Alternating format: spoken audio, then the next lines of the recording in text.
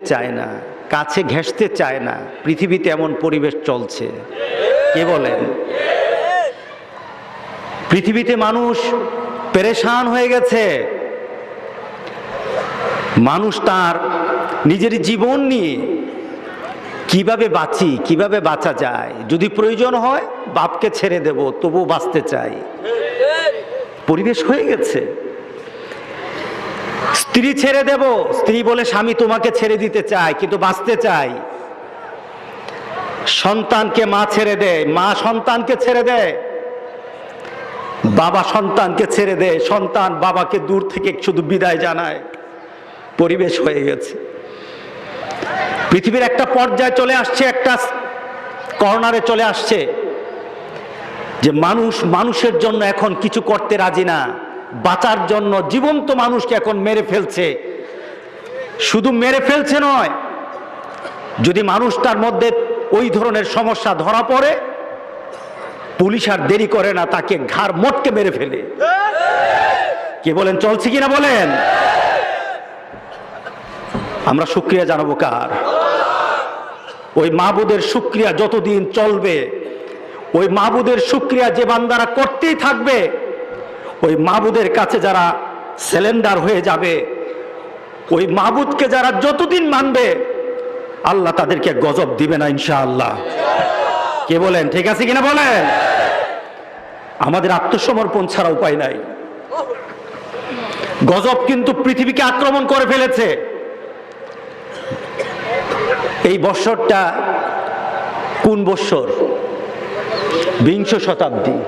কি বলে 20 না, 20 পেয়েছে।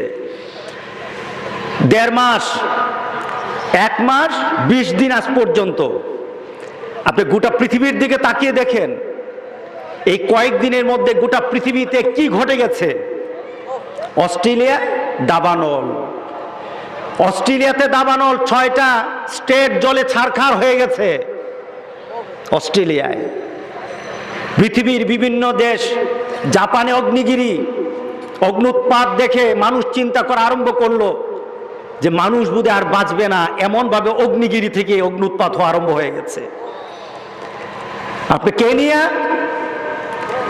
এরপরে আফ্রিকা, সাউথ আফ্রিকা, পঙ্গপাল পোকা দেখেন নাই আপনারা? পঙ্গপাল এমন ভাবে বের হয়েছে, পোকাতে এমন ভাবে অবস্থা সৃষ্টি হয়ে গেছে, ফসলগুলি ধ্বংস হয়ে গেছে, মানুষ ঘর থেকে বের হতে পারে না। একটা পোকার সাথে জাতি পাচ্ছে না, একটা দেশ পাচ্ছে না। গজব এইভাবে একটার পর একটা পৃথিবীতে নাজিল হচ্ছে। কথা ঠিক আছে কিনা বলেন? আপনি তাকিয়ে দেখেন, পৃথিবীর অন্যদিকে বন্যা, ইন্দোনেশিয়াতে বন্যার কারণে অনেক ঘর বাড়ি শেষ। মুসলমান যতক্ষণ পর্যন্ত মুসলমান আল্লাহর নেয়ামত বুঝবে না, যতক্ষণ পর্যন্ত নেয়ামত মুমেন আল্লাহর গজব বুঝবে না, ঈমান বাঁচানো কঠিন হবে। আমাদেরকে নেয়ামতও চিনতে হবে, গজবও চিনতে হবে। এখন যদি আমরা চিন্তা করি, না গজব তো আমাদেরকে পায় নাই, আল্লাহর গজব যখন চলে আসে, নেককার বদকার কিন্তু বাছাবাছি হয় না। গজব থেকে বাঁচার জন্য আল্লাহর দরবারে যখন তওবা দিয়ে আল্লাহর কাছে মাগফিরাত চাওয়া হবে, ক্ষমা চাওয়া হবে, আল্লাহ গজব দূর করে দিবেন। কিন্তু ওই গজবকে যদি গজব না মনে করে, গজব যদি চলে আসে, কেউই বাঁচবে না, সবাইকে ফ্ল্যাট করে দেওয়া হবে।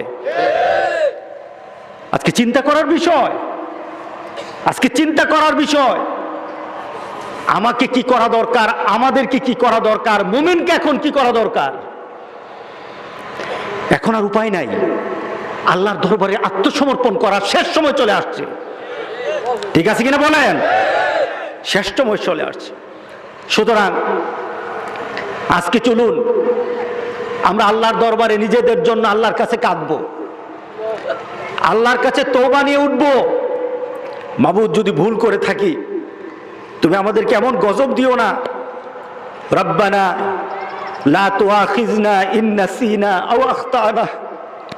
রব্বুল আলামিন, আমাদের ভুলের কারণে তুমি আমাদের উপর কোনো এই ধরনের শাস্তি দিয়ে দিও না। যে ভুলটা আমি ইচ্ছাকৃত করে ফেলেছি অথবা ভুলে গেছি, তুমি আমার এগুলি ধরো না, তুমি আমার উপর এমন কিছু চাপিয়ে দিও না যেটা নেওয়ার মতো ক্ষমতা আমাদের নাই। কি বলেন, আছে নাকি? বাংলাদেশে কিন্তু একটা নতুন রোগ ধরা পড়েছে। গতকালও ডাক্তারের সাথে কথা, জ্বর উঠে, ভালো মানুষ হুট করে জ্বর উঠে, জ্বর উঠে 105, আর এটা নামে না, না এটা ঘরের সবার মধ্যে এটা ছড়ে যায়। ডাক্তার এখন পেরেশান হয়ে গেছে, জ্বরটা উঠার পরে নামে না কেন? মুসলমান, আল্লাহর গজব কিভাবে আসবে টের পাওয়া যাবে না। আমরা আল্লাহর দরবারে তওবা করব, আল্লাহর দরবারে আমরা আত্মসমর্পণ করে বলবো, রব্বুল আলামিন যেটা নেওয়ার ক্ষমতা আমার নাই এটা আমাকে দিও না। রাজি আছি তো সবাই?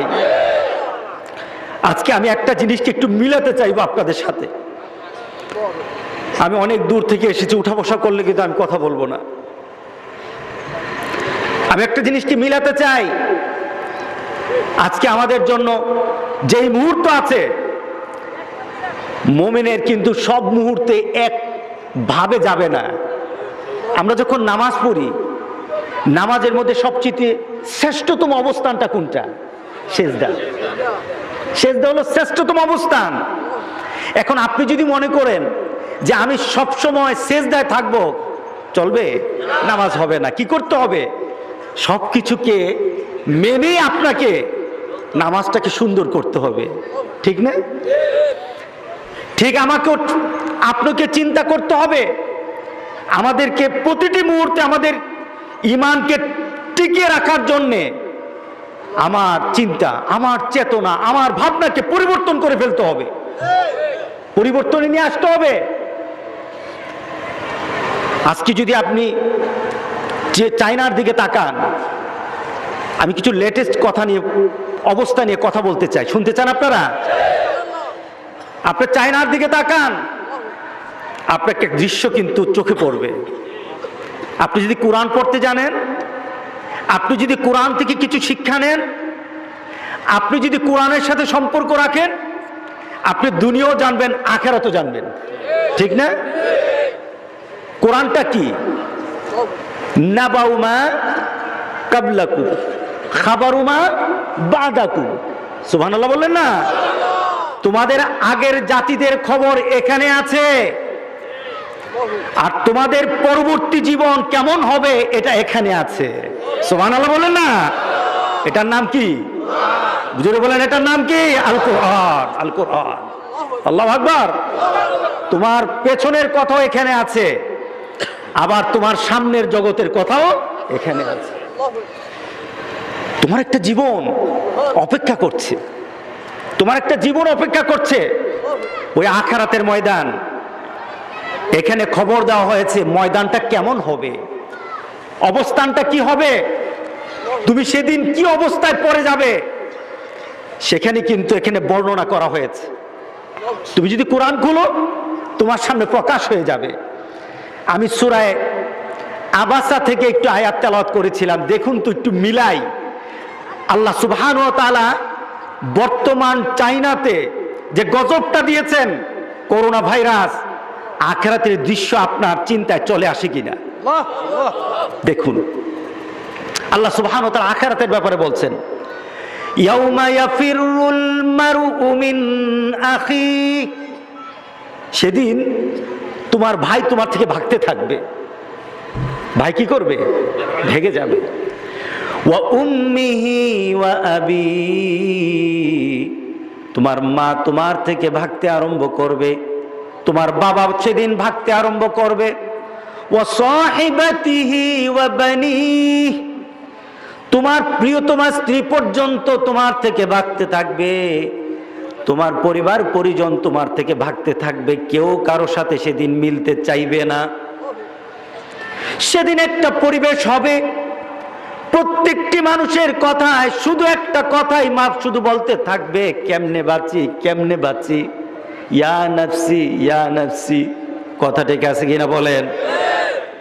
হাসরের ময়দানের অবস্থা হবে, আল্লাহ সুবহানাহু ওয়া তাআলা পূর্বতে আগে ভাগে আমাদেরকে জানিয়ে দিলেন, প্রস্তুত থাকো, প্রস্তুত হও, দুনিয়া তোমার জন্য যে অতি আপন হয়েছে, দুনিয়া তোমার কাছে যে সবচেয়ে প্রিয় হয়েছে, হাসরের ময়দানে সে বলবে তোমাকে চিনি না, তোমাকে চিনি না।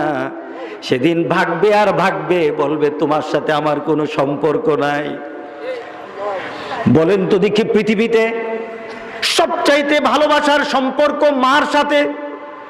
আল্লাহ কথার মধ্যে, আয়াতের মধ্যে সর্বপ্রথম মার কথাই আনলেন, ইয়াউমা ইয়াফিরুল মারউ মিন আখিহি ওয়া উম্মি।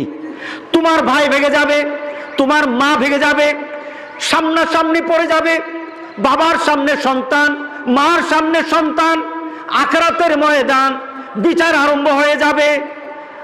মাথার উপর সূর্যটা যখন চলে আসবে, কতটুকু উপরে সূর্য হবে? 1 মিল বলা হয়েছে, মিল বলা হয়েছে, 1 মাইল উপরে সূর্যটা দাঁড়িয়ে যাবে।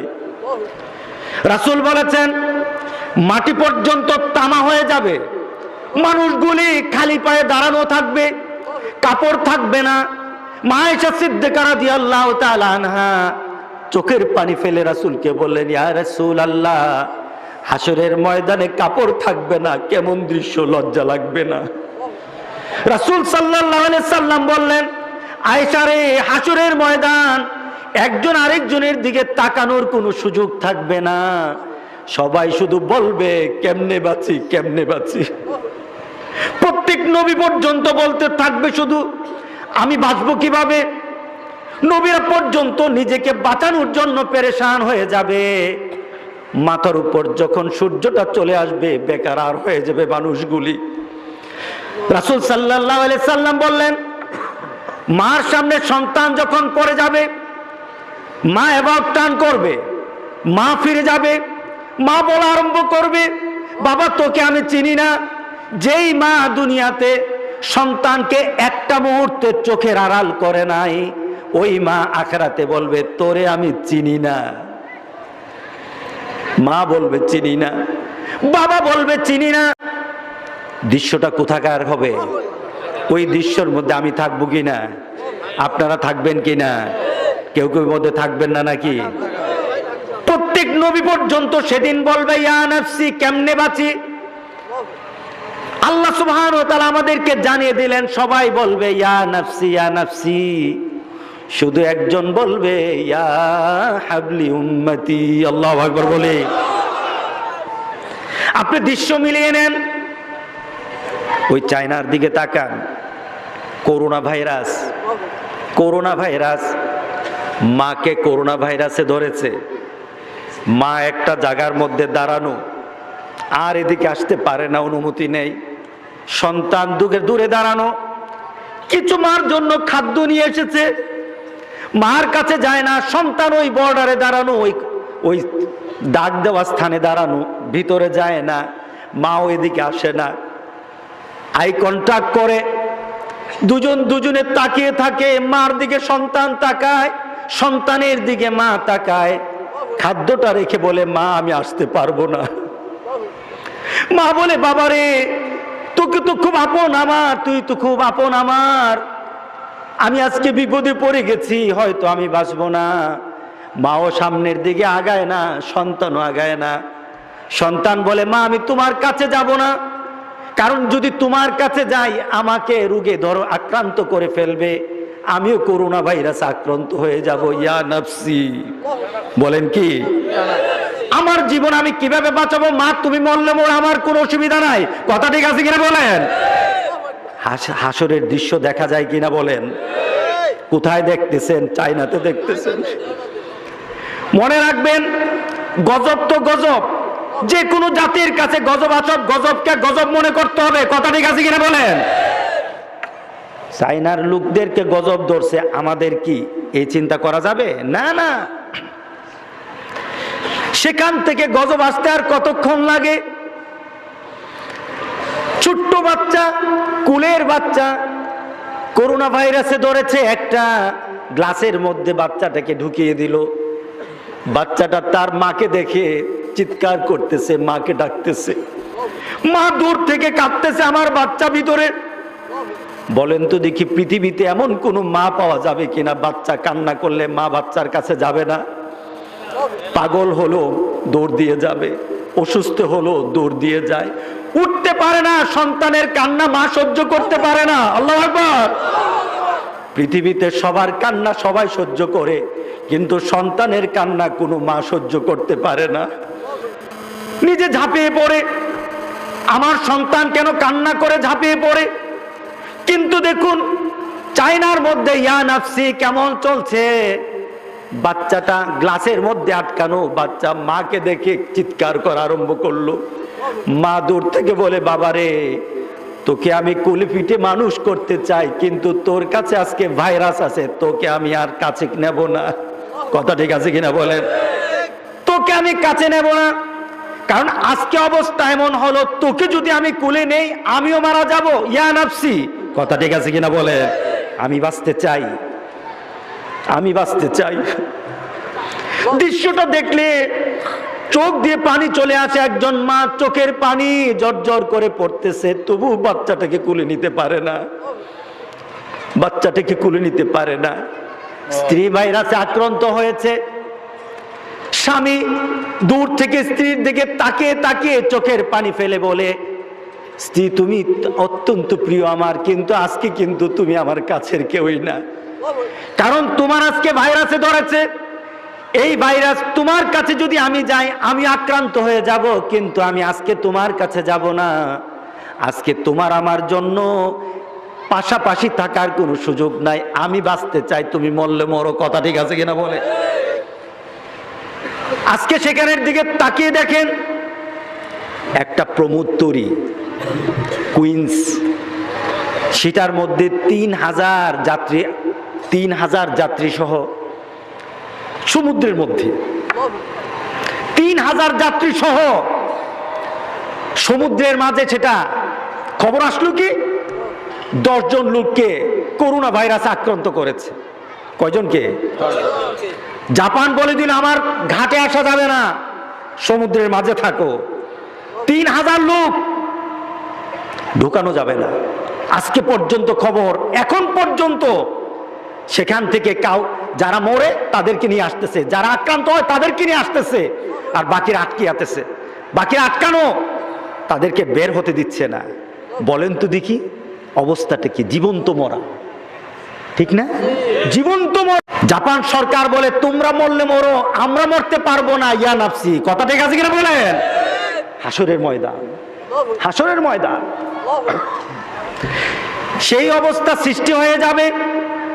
সেদিন বলা হবে আমি তোমাকে চিনি না। করোনা ভাইরাসের মতো আখিরাতের অবস্থা সৃষ্টি হয়ে যাবে।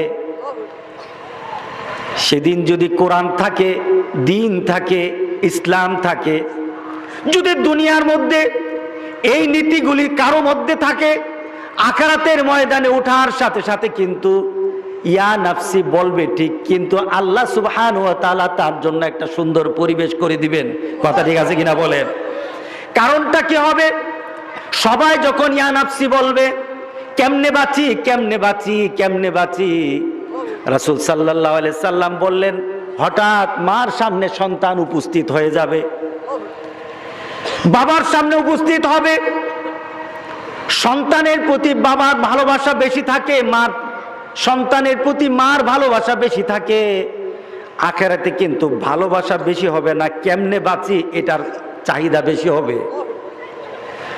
মা চিন্তা করবে, ছেলে আমার যদি কিছু, এমন কিছু আমার ছেলে থেকে নেওয়া যায় কিনা যেটা নিলে আমি বাঁচতে পারবো। বাবা চিন্তা করবে, আমার ছেলে থেকে এমন কিছু নেওয়া যায় কিনা যেটা থেকে বাঁচতে পারবো। আপন বাঁচি কিভাবে, নিজেকে বাঁচায় কিভাবে? ওই হাসরের ময়দানে আল্লাহর আযাব থেকে যদি বাঁচতে হয়, পৃথিবী থেকে আমাদেরকে চেষ্টা করে মরতে হবে, নতুন করে চিন্তা করার কোনো সুযোগ নাই। কথা ঠিক আছে কিনা বলেন? ওই গজব থেকে যদি বাঁচতে হয় আমাদের কিছু করা দরকার আছে, আছে কিনা বলেন? নাকি চুপ থাকলে চলবে? সবাইকে চুপ থাকলে চলবে না, কারণ আমাদের দেশে তো আসে নাই। হ্যাঁ, চলে আসতেছে। কিন্তু যদি বাঁচতে হয়, নূহ আলাইহিস সালাম তার কওমকে বলল গজব আসতেছে, সতর্ক হয়ে যাও, গজব আসতেছে, সতর্ক হয়ে যাও। ওই মুহূর্তে নূহ আলাইহিস সালাম তার কওমকে বলল গজব চলে আসতেছে। কওম বলে গজব কখন আসবে? কওম বলতেছে গজব কখন আসবে? এই মুহূর্তে আল্লাহ সুবহানাহু ওয়া তাআলা গজব প্রস্তুত করে ফেললেন, গজব চলে আসবে। নূহ আলাইহিস সালামকে আল্লাহ জানিয়ে দিলেন, তোমার কওমকে বলো এখনো যদি তওবা করে আমি গুনাহ খাতা মাফ করে দেব। এখনো যদি তওবা করে, গজব কিন্তু রেডি, গজব রেডি হয়ে গেছে।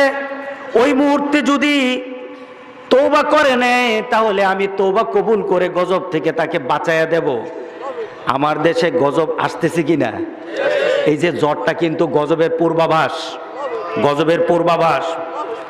নূহ আলাইহিস সালাম কওমকে বললেন, তোমরা তওবা করলে আল্লাহ সুবহানাহু ওয়া তাআলা তোমাকে 5টা জিনিস দিবে। কয়টা জিনিস?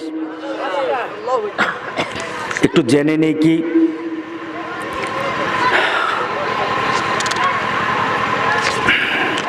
আল্লাহু আকবার, আল্লাহ।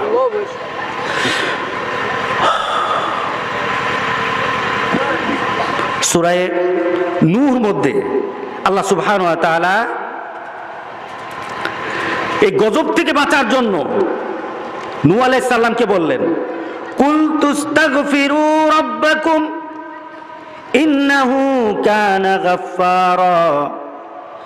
যদি তোমরা তওবা করো, যদি তোমরা তওবা করো তাহলে তোমাদের জন্য আমি আল্লাহ সুবহানাহু ওয়া তাআলা ক্ষমার দরজা খুলে দেব, তোমাদেরকে আমি মাফ করে দেব।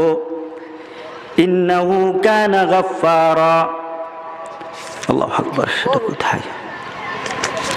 ফাকুল তুস্তাগফিরু রাব্বাকুম ইন্নাহু কানা গাফফারা ইউরসিলিস সামাআ আলাইকুম মিদরারা। যদি তওবা করো তাহলে তুমি আকাশ, তাহলে তোমাদের জন্য আকাশ থেকে আমি বৃষ্টি নাজিল করব। প্রথম কি বললেন? তওবা করো। তওবা করলে কি করব? গুনাহ মাফ করে দিব। না, তওবা করলে কি করা হবে? গুনাহ মাফ করে দেব। শুধু গুনাহ মাফই নয়, গুনাহ মাফের সাথে সাথে তোমাদের জন্য কিছু পুরস্কার দান করে দেব। আকাশ থেকে বৃষ্টি নাজিল করব। জোরে বলেন সুবহানাল্লাহ। ইউরসিলিস সামাআ আলাইকুম মিদরারা ওয়া ইউমদিদকুম বিআমওয়ালিন ওয়া বানিন। আর তোমাদের জন্য আমি মাল দেব, সম্পদ দেব। কি দেব বলেন? মাল দেব, সম্পদ। 2 নাম্বার কি দিবে? প্রথম হলো ক্ষমা, এরপরে হবে বৃষ্টি, এরপরে কি হবে? মাল দিব। কেমন ভাবে তোমাকে আমি মাল দেব? তোমার ঘর ভরে যাবে, তোমার গোলা ভরে যাবে। আমি এমন ভাবে তোমাকে আমি মাল দিয়ে ধন্য করে দেব। আল্লাহু আকবার বলে। শুধু তাই নয়, তোমার ঘরে আমি সন্তান দেব, ছেলে সন্তান। কি সন্তান? ছেলে সন্তান। ওয়া বানিন, তোমাকে আমি ছেলে সন্তান দেব, তোমার পরিবারকে আমি উজ্জ্বল রাখবো। ওয়া বানিন ওয়া ইয়াজআল লাকুম জান্নাতিন ওয়া ইয়াজআল লাকুম আনহারা। আল্লাহু আকবার বলে। তোমাকে আমি ফসল দিয়ে ভরিয়ে দেব। জমিনের মধ্যে তোমার এমন ফসল হবে যেই ফসল পেয়ে তুমি ধন্য হয়ে যাবে, তুমি তৃপ্তি হয়ে যাবে। তোমাকে ফসল দিয়ে আমি তোমাকে ধন্য করব। শুধু তাই নয়, নদীগুলির মধ্যে আমি পানি জারি করে দেব। আল্লাহু আকবার। আমরা যদি তওবা করি, কয়টা দিবে? প্রথম হলো ক্ষমা করা হবে, এরপরে কি দেওয়া হবে? বৃষ্টি দেওয়া হবে, এরপরে কি দেওয়া হবে বলেন? সন্তান। হ্যাঁ না, এরপরে কি দিবে? মাল দেওয়া হবে। এরপরে কি দেওয়া হবে? সন্তান দেওয়া হবে। এরপরে আপনার জন্য আল্লাহ সুবহানাহু ওয়া তাআলা ফসল দিবে, জমিগুলি পানি দিয়ে ভরে দিবে। তওবা দিয়ে আল্লাহ সুবহানাহু ওয়া তাআলা এত বড় উপকার আমাদেরকে করবেন। আল্লাহু আকবার বলে। আমাদের তওবা করা দরকার আছে কিনা বলেন? আজকে আমরা তওবা করব, গজব থেকে বাঁচার জন্য আল্লাহর দরবারে তওবা করব। রাসূল সাল্লাল্লাহু আলাইহি সাল্লাম পেরেশান হয়ে যেতেন। যদি একটু বৃষ্টির ভাব আসতো, আকাশে মেঘ দেখলে রাসূল পেরেশান হয়ে যেতেন। সাথে সাথে বলতেন, ও আমার সাহাবারা আসো, এই বৃষ্টির মধ্যে আমি জানি না কি আছে, আল্লাহর রহমত আছে নাকি গজব আছে এটা আমি জানি না।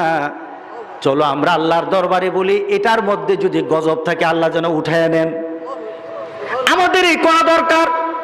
যে গজবটা চীনে আসছে, এই গজব থেকে যেন গোটা পৃথিবীর মুসলমানদেরকে আল্লাহ হেফাজত করে। আল্লাহু আকবার বলি।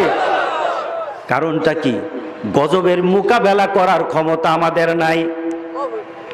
এবার বলি, গজব আল্লাহ কেন দেন জানা দরকার আছে কিনা বলেন। গজব কি আল্লাহ ইচ্ছাকৃত দেন নাকি আমাদের কারণে? জাহারাল ফাসাদু ফিল বাররি ওয়াল বাহর বিমা কাসাবাত আইদিন নাস। দুনিয়ার জমিন থেকে, আকাশ থেকে যে গজবগুলি নাজিল হয়, আল্লাহ সুবহানাহু ওয়া তাআলা আমাদেরকে বললেন, এটা আমি ইচ্ছাকৃত দেই না রে বান্দা। জাহারাল ফাসাদু ফিল বাররি ওয়াল বাহর, আকাশ থেকে জমিন থেকে যত ধরনের গজবগুলি আসে, বিমা কাসাবাত আইদিন নাস, তোমাদের হাতের কামাই। তোমরা যখন আমার নীতির বাইরে চলবা, নীতির বাইরে চলে যাবা, তখনই কিন্তু গজব চলে আসে। কথা ঠিক আছে কিনা বলে? আমরা কি আল্লাহর নীতিতে আছি নাকি আল্লাহর নীতির বাইরে আছি? হ্যাঁ, বাইরে আছি। কিভাবে সাহস করেন আল্লাহর রহমতের? কিভাবে সাহস করেন আল্লাহর দেওয়া ফজিলতের? কিভাবে আমরা আশা করতে পারি আল্লাহর তরফ থেকে ক্ষমার? আমরা তো প্রতিটা মুহূর্ত আল্লাহর কোরআনের বিরোধিতা করি। ঘুম থেকে উঠে আরম্ভ করি, যতক্ষণ না ঘুমায় ততক্ষণ চলতেই থাকে। কথা ঠিক আছে কিনা বলেন? এবার পৃথিবীতে চলছে সরাসরি কোনো ধরনের বিরোধিতা না, এটা হলো বুদ্ধিভিত্তিক বিরোধিতা। বুদ্ধিভিত্তিক বিরোধিতা। বিরোধিতা কেমন হবে? মুসলমান টের পাবে না, মুসলমান বুঝতেই পারবে না, সে নিজেকে নিজের উপর যে জুলুম করতেছে মুসলমান টেরই পাবে না। চলছে। শয়তান আমাদেরকে সরাসরি কোনো আক্রমণ করে না, আমাদেরকে সরাসরি ইসলামের নীতির বাইরে নিতে চায় না। শয়তান বুঝে, সরাসরি বলা হয় নামাজ পড়ো না, আমরা মানব না। যদি বলা হয় পর্দা করো না, আমরা মানব না। যদি বলা হয় সুদ খাও না, মানব না। যদি বলা হয় হারাম পথে যেও না, মানব না। শয়তান তখন চিন্তা করে একটু বুদ্ধিভিত্তিক প্রক্রিয়া দিয়ে কিভাবে মানুষকে ঈমান ছাড়া করা যায়। কথা ঠিক আছে কিনা বলেন? একটা প্রমাণ দিই। আপনাদের এলাকায় বোধহয় সুদ নাই? হ্যাঁ আছে, সুদ আছে না? আচ্ছা, সুদ কি হালাল না হারাম? সুদ হারাম। দেখুন, আপনার খারাপ লাগতেছে কথাগুলি? সুদ হারাম, কিন্তু আমাদের সমাজে সুদকে কি হারাম বলা হয়? হ্যাঁ, সবাই সুদ নিয়ে চিন্তা করি, সুদটাকে কিভাবে প্রক্রিয়া করে খাওয়া যায়, সুদটাকে কিভাবে বিভিন্ন নামে খাওয়া যায়। যদি সুদ নামে খায় তাহলে তো মানুষ খারাপ বলবে, এর জন্য এটার নাম হয়েছে ইন্টারেস্ট। নাই ইন্টারেস্ট। যদি সুদটাকে সুদ ইন্টারেস্ট অনুযায়ী যদি মানুষ বুঝে যায়, এরপরে এটাকে আবার নতুন নামে দেওয়া হয় লাগানো। আছে কি না? তার মানে কি বুঝাতে চাই না আমি সুদ খাই। এখন ধরুন, যে লোকটা সুদ খায় আর যে লোকটা সুদ খায় না, সমাজের দৃষ্টিতে দুটোটা মানুষের মধ্যে কোনো পার্থক্য আছে? নাই। যে সুদ খায় তাকে হচ্ছে আমরা মনে করি সে দিনের উপর আছে। যে লোকটা নামাজ পড়ে না আর যে লোকটা নামাজ পড়ে, আমাদের সমাজে চিন্তা করি দুটোটা লোক সমান সমান। ঠিক না? আমরা মনে করি সমান সমান। আমাদের চিন্তায় দেওয়া হয়েছে, আমাদের চিন্তার মধ্যে এই চিন্তা ঢুকিয়ে দেওয়া হয়েছে যে নামাজ না পড়েও মুসলমান থাকা যায়। কথা ঠিক আছে কিনা বলেন? সুদ খেয়েও মুসলমান থাকা যায়, কোরআনের হুকুমগুলি না মেনেও মুসলমান থাকা যায়। কথা ঠিক আছে কিনা বলেন? তার মানে কি শয়তান আমাদেরকে সরাসরি আক্রমণ করতে চায় না। আচ্ছা, এবার আরেকটা কথা বলি। আমরা অনেক সময় বিভিন্ন জায়গায় মান্যত করি না? বিভিন্ন জায়গায় আমরা কোনো জিনিস চাই, এটা কোনো দরবারের নামে হতে পারে, কোনো হুজুরের নামে হতে পারে, কোনো ব্যক্তির নামে হতে পারে, চাই না? অনেক সময় আমরা চেয়ে বসি। আমাদের চাওয়ার মধ্যে চিন্তা কি? যে এই কবরে যিনি আছেন উনি আমাকে কিছু দিতে পারেন, আমি এর জন্য সেখানে চাই। আবার কিছু সময় মনে হয় জীবন্ত ব্যক্তি, কোনো ব্যক্তি, সে আমাকে কিছু দিতে পারে। চাওয়ার মধ্যে চাহিদা কি? সে দিতে পারে। আছে কি না? দেখুন শয়তান কি করছে আপনাকে, শয়তান আপনাকে কি করছে, ইমানটাকে ধ্বংস করার জন্য কি প্রক্রিয়া বের করেছে। আপনাদের এলাকায় অথবা আমাদের এলাকায় যেখানে হোক, একটা হিন্দু লোক একটা মূর্তির কাছে চায় না? খ্রিস্টানরা তার মূর্তির কাছে চায়, মূর্তির কাছে গিয়ে বলে আমার দরকার এই, আমার প্রয়োজনে এগুলি মিটিয়ে দেওয়ার জন্য। কিন্তু আমাদের সমাজে ঠিক আরেকটা ব্যক্তি মুসলমান দাবি করে কোন ব্যক্তির কাছে গিয়ে সেজদা দিয়ে বলে আমাকে এটা দাও, আমাকে এটা দাও। নাই বোধহয়। অথবা কোনো মাজারে গিয়ে সেজদা দেয়, কোনো ব্যক্তিকে সেজদা দিয়ে বলে আমি এটা চাই। লোকটা যখন সমাজে চলে আসে, সমাজের মানুষ কিন্তু তখন তাকে বলে না তুমি চাওয়ার কারণে তোমার ইমান কিন্তু না, এটা বলে না। কিন্তু শয়তান বলে সমাজের মানুষ জানে তুই মুসলমান, কিন্তু তোর ভিতরে কিন্তু ইসলাম নাই। কথাটি কাজে গিয়ে বলেন, শয়তান খুব টেকফুল্লি ইমানকে নষ্ট করে দেয়। রাগ করতেছেন? রাগ করতেছেন? ওই যে ব্যক্তিটা অন্য ধর্মাবলম্বী হয়ে সে তার মূর্তির কাছে যাচ্ছে, সে তাকে আমরা চিন্তা করি তার ইমান নাই। আর আমার মতো আরেকটা ব্যক্তি সে দাবি করতেছে মুসলমান, সে আরেক জায়গায় গিয়ে চায়, যেটা চাওয়াটা ইসলাম বলে না, ইসলাম মানে না, সেখানে চেয়ে বলে আমি মুসলমান। শয়তান বলে তুমি যতই বলো মুসলমান, তোমার মধ্যে কিন্তু ইমান নাই। এবার আসি, একটা ব্যক্তি নামাজ পড়ে, আরেকটা ব্যক্তি নামাজ পড়ে না।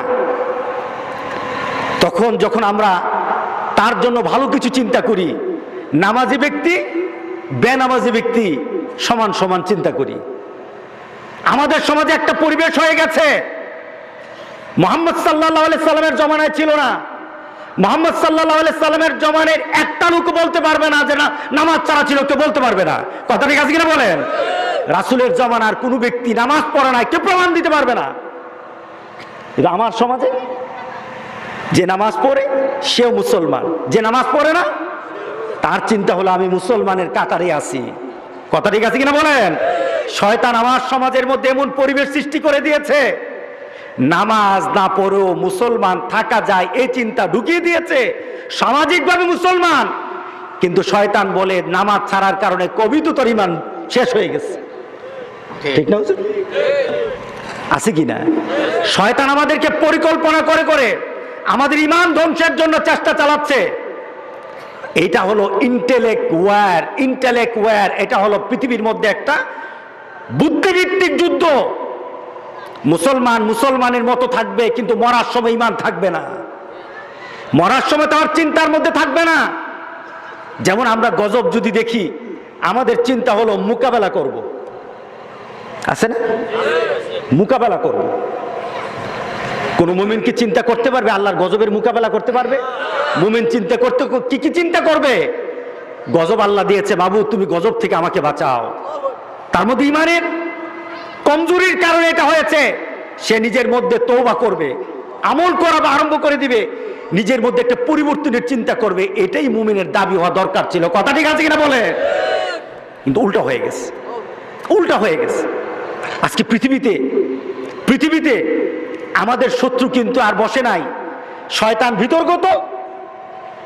আর যারা ইসলামের চূড়ান্ত শত্রু, ইহুদি খ্রিস্টান বলে অন্য সকল বলেন, সবাই চূড়ান্তভাবে এখন আঘাত চলে আসছে।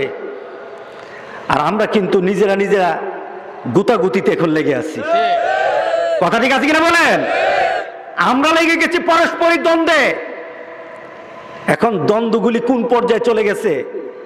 দ্বন্দ্ব এখন দিন দিন বাড়তেছে না কমতেছে? পৃথিবী থেকে এখন দ্বন্দ্ব বাড়াবো নাকি আমরা মিলে যাব? বলে আমাদের মিলা দরকার ছিল। আজকে আমরা মিল নেই। সৌদি আরব এক নীতি, ইরান এক নীতি, ভারতবর্ষ এক নীতি, গোটা পৃথিবীর সকল নীতি যার যার নীতিতে চলছে। আর পৃথিবীর যত বড় বড় শত্রুরা আমাদেরকে ভাগ করতেছে। কথা ঠিক আছে কিনা বলেন? গোটা পৃথিবীর কাফেররা ভাগ করতেছে মুসলমানকে, আর আমরা ভাগ হয়ে চিন্তা করতেছি আমরা ভালো আছি। রাসূল সাল্লাল্লাহু আলাইহি সাল্লাম আমাদেরকে জানিয়ে দিলেন, তোমাদের উপর গজব আল্লাহ দিতে চান না। কোন মুমিনকে আল্লাহ গজব দিতে চান না। কিন্তু মুমিন যখন এক মুমিনের জন্য গজব চায়, তখন আল্লাহ বলেন আমার কি করার আছে, আমার কি করার আছে। আমরা ভাগ হয়ে একজন দেখুই তোর উপর গজব পুরুক, আরেক মুমিন তোর উপর গজব পুরুক, আল্লাহ বলেন আমি তো বলি নাই, তোরা তোর গজব টেনে আনছস। কথা ঠিক আছে কিনা বলেন? আজকে দেখুন গোটা পৃথিবীতে তা চলতেছে, মুসলমান মুসলমানের বিরোধিতা করতেছি, মুসলমান মুসলমানকে খারাপ জানি, মুসলমান মুসলমানের জন্য শত্রুতা পোষণ করি। বরঞ্চ আল্লাহর কথা ছিল প্রত্যেকটি মুসলমান হবে একটা প্রাচীরের মতো, ভেঙে যাবে না। এক মুসলমান আরেক মুসলমানের পিছনে থাকবে, সব সময় এমন ভাবে থাকবে যে একটা দেয়ালের মতো। আল্লাহু আকবার বলে দরকার আছে কিনা বলেন? দরকার আছে কিনা বলেন? যদি না হয়, যদি না হয়, এবার ধরুন এবার কাফেররা আবার আমাদেরকে টেস্ট করে, গোটা পৃথিবীর কাফেররা আমাদেরকে টেস্ট করে মুসলমান আছে কিনা। কারণ এই গোটা পৃথিবীতে সার্চ করে দেখেছে মুসলিম দেশগুলির মধ্যে মুসলমান যারা আছে একটারও কোনো কি নাই, জীবন নাই, একটারও কোনো জীবনের মধ্যে সৌর্যবীর্য নেই। গোটা পৃথিবীর মুসলমানদেরকে তাকিয়ে দেখলো মুসলমানদের মধ্যে এখন কোনো শক্তির কোনো ব্যবস্থা নেই। কি বলেন? এবার একটা পরীক্ষার কথা বলি। নেদারল্যান্ড গত কয়েকদিন আগে, হ্যাঁ, নরওয়েতে একটা ঘটনা ঘটছিল, জানেন কিনা? কি করছিল বলেন না? কি করছিল? কোরআন জ্বালিয়ে দিল। কি জ্বালিয়ে দিল বলেন? কোরআন। এখানে কে কে কোরআনের প্রতি এতটুকু আপনার ভালোবাসা নেই যে কোরআনটা এখান থেকে পড়লে আপনি আমাকে ভালো বলবেন? হাত থেকে ফেলে দিলাম, আমি হুজুর, হাত থেকে পড়ে গেছে, আমি হুজুর, আপনি ভালো বলবেন আমাকে? সাথে সাথে কি বলবেন? হুজুরটা ভালো না। কোরআনের আদব জানে না, কোরআনের সাথে ভালোবাসা রাখতে জানে না। আপনার প্রতি খারাপ ধারণা আসবে না আমার প্রতি? কোরআনটা হাতে নিল, এবার কাফের চিন্তা করলো, ইহুদি খ্রিস্টানরা চিন্তা করলো যে গোটা পৃথিবীর সাথে একটু দেখি, গোটা পৃথিবীর মানুষ মুসলমানদেরকে একটু টেস্ট করে দেখি মুসলমানগুলি কি ঘুমায় নাকি জীবিত আছে, একটু টেস্ট করে দেখি। এবার কি করলো ওরা? ডাক দিয়ে বলল কোরআনের গায়ে আগুন দেব, মুসলমানরা দেখি তোমরা প্রতিরোধ করতে পারো কিনা। কিসের গায়ে আগুন দেবে? কোরআনের গায়ে আগুন দেবে। নরওয়েতে ডাক দেওয়া হলো, একটা চত্বরে শত শত মানুষ চতুর্পাশ দিয়ে দাঁড়ানো, একটা খ্রিস্টান ব্যক্তি কোরআনটা হাতে নিল, আরেক হাতে ম্যাচ লাইট, আরেক হাতে আগুন লাইটার নিল, কোরআনটাকে ভেবে ধরলো, আগুনটাই ভেবে কোরআনের মধ্যে লাগিয়ে দিল। মুসলমান সহ্য করার মতো? কোরআনের মধ্যে আগুন ধরিয়ে দিল। এবার চতুর্দিক থেকে ভিডিও হচ্ছে, রেকর্ড হচ্ছে, লাইভ হচ্ছে, গোটা পৃথিবীর মানুষ দেখে, শত শত মানুষ দাঁড়িয়ে দাঁড়িয়ে দেখে মুসলমানদের কলিজার টুকরা কোরআনকে জ্বালিয়ে দেওয়া হচ্ছে। পৃথিবীতে মুসলমান সবকিছু সহ্য করতে পারে, আল্লাহকে গালি দিলে সহ্য করা যাবে না। কথা ঠিক আছে কিনা বলেন? আমার বাংলাদেশে গানের নাম করে আমার আল্লাহকে গালি দেওয়া হয়েছে। কথা ঠিক আছে কিনা বলেন? কোরআনকে গালি দিলে আমরা সহ্য করব না। কথা ঠিক আছে কিনা বলেন? আমার রাসূলকে গালি দিলে কোনো মুসলমান ঘরে বসে থাকতে পারে না। বুড়া হয়ে গেল পারবে না। কোনো বৃদ্ধ যদি ঘরের মধ্যে হাঁটতে না পারে, ঘরের মধ্যে না চলতে পারে, তার শরীরের শক্তি সব হারিয়ে গেছে, কিন্তু তার সামনে যদি বলা হয় আল্লাহ রাসূলের বিরুদ্ধে কোনো কথা বলা হয়, সেই বুড়া কিন্তু তখন দেখবে না তার শরীরে জোর আছে কিনা, শক্তি আছে কিনা। কথা ঠিক আছে কিনা বলে? জাপ দিয়ে বলবে জান থাকে আর জান যায়। আল্লাহর বিরুদ্ধে, কোরআনের বিরুদ্ধে, রাসূলের বিরুদ্ধে বলা সহ্য করব না। কথা ঠিক আছে কিনা বলে?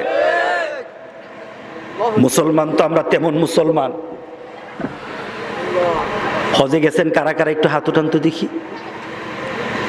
আপনারা মদিনাতে একটু জিয়ারায় গেছিলেন? জিয়ারায় গেছেন কিনা বলেন? একটা কতগুলি কবর দেখতে গেছিলেন, বলেন তো কার কবর আছে এখানে? হযরত আমির হামজা না? বয়স কত ছিল ওনার? বয়স ছিল ৮০-র উপর। উনি যখন উহুদের ময়দানে, ওই ময়দানে উনি যখন যুদ্ধ করেন, 80-র উপর তার বয়স। হাদিস খুলে দেখেন, উনি যখন যুদ্ধ করতেছিলেন, উনার সামনে যারাই পড়তো তারা টিকতো না। আল্লাহু আকবার বলি। শরীরের দেহে, শরীরের শক্তিতে সেদিন কিন্তু উনি যুদ্ধ করে নাই, ইমানের জোরে করেছেন। আল্লাহু আকবার। ভালোবাসা কাকে বলে? হযরত খুবাইবকে শুলে টাঙানো হলো, তার হাতগুলি বাঁধা হলো, তার পা গুলি বাঁধা হলো, এবার শুলে চড়ানো হবে, তাকে মেরে ফেলা হবে, তাকে মেরে ফেলা হবে। চতুর্পাশ দিয়ে তাকে কাটা হচ্ছে, তীর দিয়ে, ধনুক দিয়ে, তাকে তলোয়ার দিয়ে চিরে ফেলা হচ্ছে। জীবনের শেষ মুহূর্তে তাকে বলা হলো, তোমার চাহিদা কি? আমার কিছু চাহিদা নাই, তোমার শেষ একটা চাহিদা বলো, আমরা পূরণ করব। কি তোমার শেষ চাহিদা বলো? হযরত খুবাইব বললেন, আমার শেষ চাহিদা হলো, যার জন্য জীবন দেই তাকে একটু সেজদা দিয়ে মরতে চাই। জীবনের শেষ একটা সেজদা মাবুদের জন্য দিতে চাই, আমার মাবুদকে একটা শেষ সেজদা দিয়ে মরতে চাই। হযরত খুবাইব 2 রাকাত নামাজের জন্য অনুমতি চাইলেন। তখন আবু জাহেল চিন্তা করলো, মরে যখন যাবে, নামাজ চেয়েছে, তাকে নামাজ পড়তে দাও। আল্লাহু আকবার। নামাজের মধ্যে উনি যখন ঢুকে গেলেন, যখন কোরআন তেলাওয়াত করা আরম্ভ করলেন, কোরআন তেলাওয়াত করতেছে এমন সময় মাথাটা নুয়ে দিল। কাফেররা চিন্তা করলো, তারা যখন আল্লাহর এক সেজদা দেয়, একটু মাথাটা ঘুরাইয়া দেয়। মাথাটা যখন ঘুরিয়ে দিল, তখন সে উত্তর দিল, আইনামা তুআল্লু ফাসাম্মা ওয়াজহুল্লাহ। আল্লাহু আকবার। ও কাফেরেরা, ঘুরাও কেন আমার মাথা? পৃথিবীর বলয় যেদিকে, সেদিকে চতুর্দিকে আমার আল্লাহ আছেন। আল্লাহু আকবার। সব দিকে আমার আল্লাহর দৃষ্টি, ঘুরাও কেন? তোমার দেবদেবী একদিক হতে পারে, আমার আল্লাহ সকল অবস্থান, আমার দৃষ্টি আমার আল্লাহর অবস্থান আছে। আল্লাহু আকবার বললেন না? নামাজ শেষ হয়ে গেল। নামাজ শেষ হওয়ার পর হযরত খুবাইব বললেন, ও কাফেররা, শুনে নাও, জীবনের শেষ নামাজের মধ্যে এত মজা পাচ্ছিলাম, এত তৃপ্তি আসতেছিল, এত মজা আসতেছিল নামাজের মধ্যে, আমার মন চাইছিল নামাজটা একটু লম্বা করি, কারণ নামাজের মধ্যে এত মজা লাগতেছিল। কিন্তু আমি নামাজটাকে লম্বা করি না, এই কারণে, আমি যদি নামাজটা লম্বা করি তাহলে তোমরা কাফেররা বলবা আমি নিজের জীবনকে বাঁচানোর জন্য আমি নামাজকে লম্বা করেছি, এর জন্য নামাজকে লম্বা করি নাই। কিন্তু আল্লাহর কসম খেয়ে বলি, যদি ইমানের মধ্যে এত মজা লাগতেছিল, মনের মধ্যে এত তৃপ্তি লাগতেছিল নামাজে, নামাজটা লম্বা করতে পারলে আমার মনটা শান্তি হয়ে যেত। আল্লাহু আকবার। তারা প্রস্তাব করলো, ও খুবাইব, তোমাকে একটা প্রস্তাব করি, তুমি যদি মানো, তোমাকে আমরা বাড়িতে পৌঁছে দেব, সুস্থতার সাথে বাড়িতে চলে যাবা। কি প্রস্তাব বলো? তুমি শুধু রাজি হও, তোমার জায়গায় মোহাম্মদকে এনে মানবো, তোমার জায়গায় মোহাম্মদকে এনে বাঁধবো, তোমাকে বাড়িতে পৌঁছে দেব, তোমার স্থানে মোহাম্মদকে এনে বেঁধে আমরা মোহাম্মদকে মেরে ফেলবো। তুমি রাজি আছো কিনা বলো? খুবাইব তখন সাথে সাথে বললেন, এতক্ষণ যা করেছো সব কিছু সহ্য হয়েছে, এতক্ষণ আমার জন্য যা করেছো, আমার দেহের সাথে যা করেছো সবকিছু সহ্য হয়েছে, কিন্তু এখন যেখানে আঘাত দিয়েছো ওই জায়গায় যা বলেছো আমি আর সহ্য করতে পারলাম না। ওই জায়গায় হাত দিয়েছো, আমার সহ্য হয় না। আমি ওই জায়গার ব্যাপারে, আমি তো এমন, হাতটা খুলে দাও। তুমি তো বলেছো আমার রাসূলকে এনে বাঁধবা, আমি জীবন্ত থাকতে আমার রাসূলের গায়ে একটা ফুলের টোকা পড়বে তোমাদের হাতে, এটা পর্যন্ত আমি সহ্য করব না, এটা পর্যন্ত আমি সহ্য করতে পারবো না। আর বলেছো আমার রাসূলকে আনবা। হযরত খুবাইবকে শহীদ করে দেওয়া হলো। হযরত খুবাইব বললেন, আমার রাসূলের গায়ে একটা ফুলের টুকাও আমি সহ্য করতে পারবো না। হযরত খুবাইব যদি পারে, আমরা কি পারবো বলেন? আমরাও পারবো না। কথা ঠিক আছে কিনা বলেন? আমরাও পারবো না। সেই রাসূলের জন্য যখন কেউ কটূক্তি করে আমাদের কলিজায় লাগে, আমাদের কলিজায় লাগে। চলতেছে কিনা বলেন? চলতেছে কিনা বলেন? টেস্ট চলতেছে, ইমানদার আছে কিনা একটু প্রমাণ দেখে। ওরা চিন্তা করলো যে কোরআনের গায়ে আঘাত করলাম, দেখি মুসলমান কি করে। গোটা পৃথিবীর মাঝে একটু টেস্ট করার জন্য যখন আগুন লাগালো, চতুর্দিকে মানুষ দাঁড়ানো, একটা যুবক, সুবহানাল্লাহ বলেন না, ইমানদার যুবক পৃথিবীতে আছে কিনা বলেন? আল্লাহ নিজের জীবন দিয়ে হলো আল্লাহর নাম উপরে রাখবো, নিজের জীবন দিয়ে হলো রাসূলের নাম উপরে রাখবো। কথা ঠিক আছে কিনা বলেন? একটা যুবক দাঁড়িয়ে গেল, দাঁড়িয়ে সাথে সাথে ব্যারিকেড ছিল, ব্যারিকেডটা জাম দিয়ে পার হলো। পার হয়ে যে কোরআনের গায়ে আগুন দিয়েছে তার উপর ঝাঁপিয়ে পড়লো, তাকে আঘাত করেন। আল্লাহু আকবার বললেন না? যুবক, তোমার ভিতরে যদি এই ভালোবাসা না আসে, রাসূলের সামনে কেমনে দাঁড়াবে? কাল হাসরের দিন রাসূল সাল্লাল্লাহু আলাইহি সাল্লাম যখন আখিরাতের হাসরের ময়দানে দাঁড়াবে, দান্দান মুবারক গুলি শহীদ হয়ে আছে, গা দিয়ে রক্ত ঝরতেছে, দাঁতগুলি ভাঙা, দাঁত মুবারক ভাঙা, রক্ত জর্জর করে জ্বলছে। ওই মুহূর্তে হাসরের ময়দানে তুমি কিভাবে যুবক আল্লাহর রাসূলের সামনে দাঁড়াবা? ন্যূনতম তোমার ভিতরে যদি কলিজার ভিতরে ভালোবাসা না থাকে, কথা ঠিক আছে কিনা বলে? যুবকটা দাঁড়িয়ে গেল, জাম দিয়ে কোরআনটাকে আঁকড়ে ধরলো।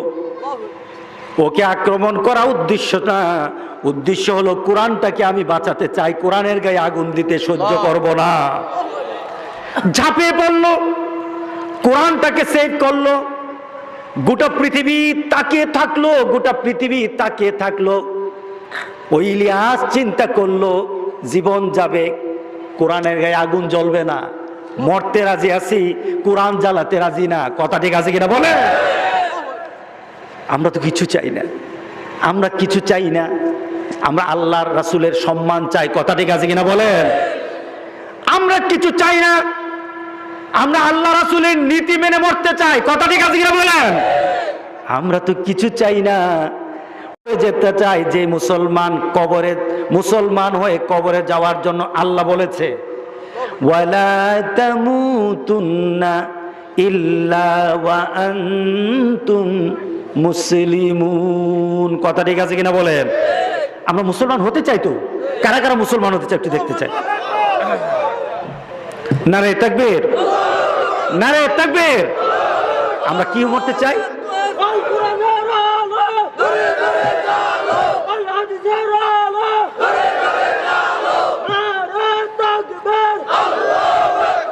আমরা মুসলমান হয়ে মরতে চাই। রাজি আছি তো সবাই? আচ্ছা, আবার আমার শেষের দিকে কথা বলি। এখন শয়তান বলে দেখতে মুসলমান হবি কিন্তু ঈমান থাকবে না। ঈমান বাঁচানো দরকার আছে কিনা বলেন? ঈমান কি দিয়ে বাঁচাবো বলেন? ঈমান বাঁচাতে হলে আমাকে দুটো জিনিসের কাছে যেতে হবে, দুটো জিনিসকে ফলো করতে হবে। কোন ব্যক্তি আমাদের কাছে এখন আর আদর্শ হয়ে দাঁড়ায় নাই, দাঁড়াতে পারবে না। আমাদের কাছে দুটো জিনিস যতক্ষণ পর্যন্ত চূড়ান্তভাবে আমাদের কলিজায় না ঢুকবে, ঈমান নিয়ে বাঁচা যাবে না। একটা হলো কোরআন, আর একটা হলো রাসূল সাল্লাল্লাহু আলাইহি সাল্লামের হাদিস। ঠিক না? ঠিক না? মুসলমানদেরকে আল্লাহ কেন বললেন? মুসলমানদেরকে আল্লাহ কেন বললেন যে মুসলমান না হয়ে মরো না? তার পিছনে কারণটা হলো, আপনি ঈমান এনে আপনি মনে করতেছেন আপনি মুসলমান, আপনি ঈমান এনে আপনি মনে করতেছেন মুসলমান, কিন্তু ঈমান আনা মানে মুসলমান নয়। আর ঈমান আনার পর আপনার দায়িত্ব হলো কোরআন এবং হাদিস যা বলে এটা শুনবেন, মানবেন। কথা ঠিক না? আপনি যদি আপনার জীবনের দিকে তাকান, ব্যক্তি জীবনের দিকে তাকান, আপনি ব্যক্তি জীবনে আপনি কাকে অনুসরণ করবে, কোনটাকে অনুসরণ করব? যেমন ধরুন আমি এই পানিটা খাবো, পানিটা খাওয়ার সময় আমার একটা চিন্তা চলে আসবে, আমি বাম হাতেও খেতে পারি, ডান হাতেও খেতে পারি, খেতে পারি না? আমি এখন বাজারে যাব, বাজারে গিয়ে আমি কি করব? আড্ডাও দিতে পারি, বাজার সদাই করে আবার চলে আসতে পারি। আমি এখন ঘরে যাব, ঘরে গিয়ে এখন ঘুমাবো, ঘুমানোর জন্য আমার বিছানা আছে, ওই বিছানা আমি যেভাবে ইচ্ছা শুতে পারি, শুইলেই তো ঘুম। অথবা আমি কার নীতিতে ঘুমাবো? এগুলি কার কাজ? মুসলমানের কাজ। কার কাজ বলে? আমি যখন এই গ্লাসটা হাতে নিলাম, হাতে নিয়ে আবার পানিটা মুখে দেব, ওই মুহূর্তে হঠাৎ আমার চিন্তা আসবে, এই পানিটা খাওয়ার তরিকা ইসলামে আছে কিনা? আছে কিনা বলেন? যখন আমি খুঁজবো তখনই আমার সাথে ইসলাম কায়েম হয়ে যাবে, তখনই আমার ইসলাম কায়েম হয়ে যাবে। আমি যখন ঘরে যাব, ঘরে ঢুকার সময় ইসলামের নিয়ম আছে কিনা বলেন? কি করতে হবে ঘরে গিয়ে? বলে সালাম দিতে হবে। কি দিতে হবে বলে? আর বিসমিল্লাহ বলে ঘরে ঢুকতে হবে। যখন আমি ঢুকলাম তখন কিন্তু আমি মুসলমান হয়ে গেলাম। আমি যখন বিছানায় যাব, বিছানায় শুলাম, শোয়ার সাথে সাথে চিন্তা হবে, আমি যে ঘুমাবো এখন, এটা কি ইসলামের কোনো নিয়ম আছে কিনা? সাথে সাথে চিন্তা আসবে, ইসলামের নিয়ম কি? আমার ঘুমার সাথে সাথে আমি ডান কাতে শোবো, এবং ঘুমের সাথে সাথে আমি ঘুমানোর আগে দোয়া পরে ঘুমাবো, কিছু তাসবিহ তাহলিল পরে ঘুমাবো। যখন ঘুমিয়ে যাব তখন আমি মুসলমান হয়ে ঘুমাবো। ঠিক না? প্রত্যেকটি কাজে যখন আমি এইভাবে চিন্তা করব, আমার ঘুম, আমার খাওয়া, আমার চলাফেরা, আমার কথাবার্তা, আমার ব্যবহার, আমার আচরণ, আমার বিচার, আমার সমাজ, আমার লেনদেন, সব কিছুতে ইসলাম আছে কিনা বলেন? আছে কিনা বলেন তো? প্রত্যেকটি কাজে যখন ইসলাম চলে আসবে, আপনি যখন প্রত্যেকটি কাজ করতে থাকবেন, একটা পর্যায়ে আপনার জীবন শেষ হয়ে যাবে। আপনাকে যখন কবরে রাখা হবে, রাখা হবে কিনা বলেন? যখন কবরে রাখা হবে, সাথে সাথে আপনার জন্য দুনিয়ার নীতিগুলি কিভাবে চলেছেন সবগুলি নীতি আপনার সামনে উপস্থিত হয়ে যাবে। আপনাকে তখন বলা হবে, দুনিয়াতে যাকে মানতা তার নাম কি? বলা হবে কিনা বলেন? দুনিয়াতে তুমি কাকে মানতা? আপনি যদি রবের পরিচয় নিয়ে দুনিয়াতে সব সময় চলতেন, নামাজ পড়ার সময় রব আছে কিনা বলেন? নীতিতে রব আছে কিনা বলেন? কথাবার্তায় রব আছে কিনা বলেন? প্রত্যেকটি কাজে যখন রবের কথা মনে আসতো, আপনার এই দুনিয়ার চিন্তায় যখন আপনি কবরে যাবেন, সাথে সাথে আল্লাহ আপনার মধ্যে ওই চিন্তা আবার জারি করে দিবেন। আপনি সাথে সাথে বলবেন, রব্বুন আল্লাহ, আল্লাহ আমার রব। আল্লাহু আকবার বলে এবার চলে আসবে, আপনাকে বলে মা দিনুক। সবাই তো প্রশ্নটা পারেন না, চলবে নাকি? পারলে চলবে, পারলে চলবে না। করলে চলবে, পারলে চলবে না। করলে চলবে, পারলে চলবে না। যখন কবরে রাখা হবে, আপনাকে রব জিজ্ঞাসা করা হবে। রবকে যখন দুনিয়াতে আপনি চিনে ফেলেছেন, কবরে বলবেন রব্বুন আল্লাহ। যখন আপনি সাথে সাথে রব্বুন আল্লাহর উত্তর দিলেন, আপনাকে বলা হবে ওমা দিনুক। এবার দিন কি বলেন? দিন কি? আপনি ঘুমের সময় যার নীতিতে মেনেছেন, আপনি খাওয়ার সময় যে নীতি মেনেছেন, আপনি বিচারের সময় যে নীতি মেনেছেন, আপনি লেনদেনের সময় যে নীতি মেনেছেন, কথাবার্তার সময় যে নীতি মেনেছেন, ওই নীতির নাম হলো ইসলাম। নীতি মেনে যখন কবরে যাবেন, সাথে সাথে আপনাকে বলা হবে দিন কি? উত্তর দিবেন, পালন করার কারণে উত্তর চলে আসবে দীনুল ইসলাম। এবার চলে আসবে, জিজ্ঞাসা করবো মান হাজার রাজুল বুইসাত ফিকুম, তোমার কাছে যে এই রাসূল পাঠিয়েছিলাম উনি কে? রাসূলকে দেখি নাই, কিন্তু দুনিয়াতে রাসূলের নীতিগুলি আমার কাছে ভালো ছিল, আমার কাছে ভালো লাগতো। দুনিয়াতে যখন রাসূলের নীতিগুলি আমার কলিজার মধ্যে জায়গা দিলাম, রাসূলের সুন্নতগুলি যখন আমার কাছে ভালো হয়ে গেল, কবরে রাখার সাথে সাথে রাসূল দেখি নাই, নীতি মানার কারণে রাসূলকে কিন্তু চিনে ফেলবো। জোরে বলুন আল্লাহু আকবার। বলা হবে কি? মুহাম্মাদুর রাসূলুল্লাহ নবিয়ুনা মুহাম্মাদুর রাসূলুল্লাহ সাল্লাল্লাহু আলাইহি ওয়াসাল্লাম। প্রশ্ন কয়টা? প্রশ্ন কয়টা বলেন? না না, প্রশ্ন আরেকটা আছে। প্রশ্ন কয়টা? চারটা। প্রশ্ন করা হবে যখন প্রশ্নের উত্তর ঠিক হবে তখন বলা হবে পাইলা কোত্থেকে, কাইফা ইউদ্রিক, পাইলা কোত্থেকে আল্লাহ যে রব, পাইলা কোত্থেকে নবীজের উনি, পেলে কোত্থেকে দিন যে ইসলাম, এটা কোত্থেকে পেলে? তখন যে কোরআনের সাথে ছিল, দুনিয়ার মধ্যে ইসলাম মেনে চলতো, সাথে সাথে সে বলবে করাতুল কোরআন, আমি দুনিয়াতে কোরআন পড়েছি, আমানতু বিহি, এটার উপর ঈমান এনেছি, ওয়াসাদ্দাকতু, এবং এটাকে সত্য বলেছি। আল্লাহু আকবার বলেন। প্রশ্ন কয়টা? কোরআন পড়েছি, এই কোরআনকে আমি সত্য বলেছি, কোরআনকে মেনে নিয়েছি, দুনিয়ার জিন্দেগিতে কোরআনের বাইরে চলি নাই। এবার আপনাকে আমি প্রশ্ন করি, আপনার গ্রামের অনেক কবরস্থান এখন আছে কিনা বলেন? সবাইকে এটার প্রশ্নের উত্তর দিতে পেরেছে? পারবে সবাই? আমাদের মধ্যে আমরা কি সবাই পারবো? কেন পারবো না? যার সাথে কোরআন নাই সে পারবে না, যার সাথে কোরআন আছে সে কবরে শান্তিতে থাকবে। কথা ঠিক আছে কিনা বলেন? এই শান্তির জন্য আমরা কোরআনের কাছে আসতে চাই। শুধু তাই নয়, যার সাথে কোরআন আছে সাক্ষী নিয়ে আখেরাতে উঠবে। কার সামনে উঠবে? কার সামনে উঠবে? আল্লাহর সামনে উঠবে।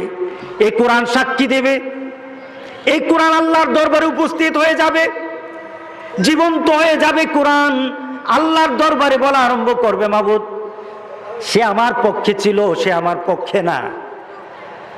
এবার সে বলবে যে আমি তো আল্লাহ পক্ষে ছিলাম। কোরআন তখন সাক্ষী দেওয়া আরম্ভ করবে, তার পক্ষ থেকে অনেক সাক্ষী হবে। যখন এটা বিপরীত মুখে হয়ে যাবে কোরআন, তখন রাসূল সাল্লাল্লাহু আলাইহি সাল্লাম বলবেন কি? পক্ষে থাকবে না বিপক্ষে থাকবে? তখন রাসূল পর্যন্ত বিপক্ষে কথা বলবে। আল্লাহর দরবারে বলবে, ইয়া রাব্বি ইন্না কওমি ইত্তাখাযু হাযাল কুরআনা মাহজুরা। আয় আল্লাহ, সে বলতেছে আমি তার নবী, সে বলতেছে আমার উম্মত সে, কিন্তু আমি কোরআন যার বিপক্ষে চলে গেছে আমি কিন্তু তার পক্ষে থাকবো না। কোরআন যার বিপক্ষে, নবী তার বিপক্ষে চলে আসবে। কথা ঠিক আছে কিনা বলেন? সাথে সাথে নবী বলবেন, আয় আল্লাহ, কোরআনের বিপক্ষে, কোরআন যার বিপক্ষে দাঁড়ালো আমিও তার পক্ষে দাঁড়াবো না। ইয়া রাব্বি ইন্না কওমি ইত্তাখাযু হাযাল কুরআনা মাহজুরা। এই কোরআনকে পরিত্যক্ত যারা ফেলে রেখেছে তাদের বিরুদ্ধে আমি কথা বলতেছি। এই কথা বলার সাথে সাথে কোরআন যার বিপক্ষে দাঁড়াবে, রাসূল যার বিপক্ষে দাঁড়াবে, তার বাঁচার আর উপায় নাই। আজকের মাহফিল থেকে চলুন আমরা একটু তওবা করি, একটু শপথ নেই, আমরা কোরআনের সাথে থাকবো। রাজি আছে সবাই? তওবা করতে রাজি আছেন? কি তওবা করবেন? জি জি জি, এখনই শেষ। কি তওবা করবেন বলেন? প্রথম তওবাটা করি। আমার ঘড়ি আছে, আমি কি করব বলেন? কি তওবা করব বলেন? আর কোনোদিন হারাম পথে চলবো না, আর কোনোদিন হারাম পথে চলবো না, আর কোনোদিন কোরআনের বাইরে চলবো না। এখন আমাদের সবচাইতে বড় তওবার জন্য যে কাজটা, এটা হলো নামাজ। বলেন কি? নামাজ পড়া দরকার আছে কিনা বলেন? নামাজ কায়েম করা দরকার আছে কিনা বলেন? আমরা চলুন আল্লাহর দরবারে একটু মনের দিক থেকে টেনে বলি, মাবুদ আমাদের ইমানটা নিয়ে যেন কবরে যেতে পারি, আমরা ইমান সহ যেন কবরে যেতে পারি, শয়তানের কুমন্ত্রণা যেন আমার ইমান এবং আমল ধ্বংস না হয়, আল্লাহ যেন তৌফিক দান করে। সবাই আল্লাহুম্মা আমিন। সবাই একটু তওবা করি। আমি মুসাফির, আপনাদের সাথে আমিও তওবা করব। রাজি আছি সবাই? আমার সাথে আপনারা ইস্তিগফার করেন, আস্তাগফিরুল্লাহ আল্লাযী লা ইলাহা ইল্লা হুয়াল হাইয়ুল কাইয়ুম ওয়া আতুবু ইলাইহি। আয় আল্লাহ, আমার জীবনের কবিরা গুনাহ, সাগীরা গুনাহ, জানা গুনাহ, অজানা গুনাহ, সকল গুনাহ হইতে তোমার কাছে ক্ষমা চাই। আয় আল্লাহ, মালাকাল মউত আসার আগ পর্যন্ত তোমার হুকুম মতো, তোমার হাবিবের নিয়ম মতো চলার ইমানি শক্তি, শারীরিক শক্তি দান করে দাও। আমিন আমিন আমিন ইয়া রাব্বাল আলামিন। আর কোন কথা আছে?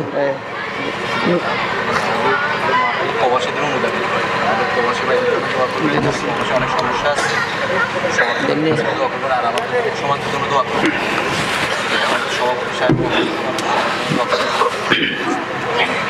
আল্লাহ আমাদের সবাইকে কবুল করুক। দোয়া চাওয়া হয়েছে সবার জন্য। রব্বানা যালামনা আনফুসানা ওয়া ইল্লাম তাগফির লানা ওয়া তারহামনা লানাকুনান্না মিনাল খাসিরিন।